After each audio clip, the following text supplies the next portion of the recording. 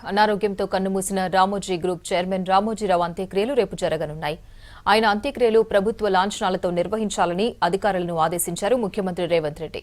CWC సమావేశాల కోసం ఢిల్లీ వెళ్లిన సీఎం రేవంత్ అక్కడి నుంచే సీఎస్కు ఆదేశాలు జారీ చేశారు. అధికార లాంఛనాల ఏర్పాట్లు పర్యవేక్షించాలని రంగారెడ్డి కలెక్టర్, సైబరాబాద్ కమిషనర్ను ఆదేశించారు సీఎస్ శాంతికుమారి.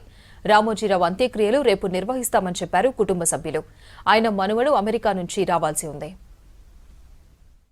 రామోజీరావు గారు దేశ రాజకీయాలలో, పత్రికా రంగంలో, ప్రసార రంగంలో ఆద్యుడు.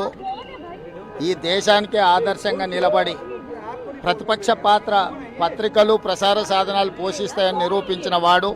వ్యాపారంలో కానీ, ప్రజాసేవలో కానీ ప్రజా సమస్యల్ని లేవనెత్తి పాలకుల నుంచి ప్రజలకు మేలు జరిగే విధంగా పోరాటం చేసిన వ్యక్తి రామోజీరావు గారు.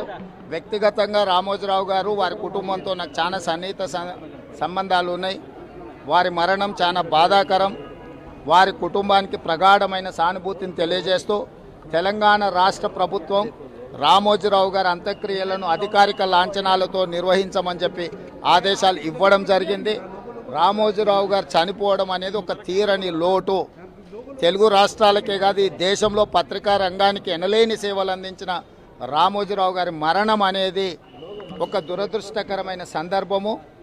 వారి కుటుంబానికి అండగా నిలబడి వారి కుటుంబానికి సానుభూతి తెలియజేసి అధికారిక లాంఛనాలతో రామోజీరావు గారి యొక్క అంత్యక్రియలను పూర్తి చేయడానికి కాంగ్రెస్ పార్టీ అన్ని ఏర్పాట్లను చేయడం జరిగింది.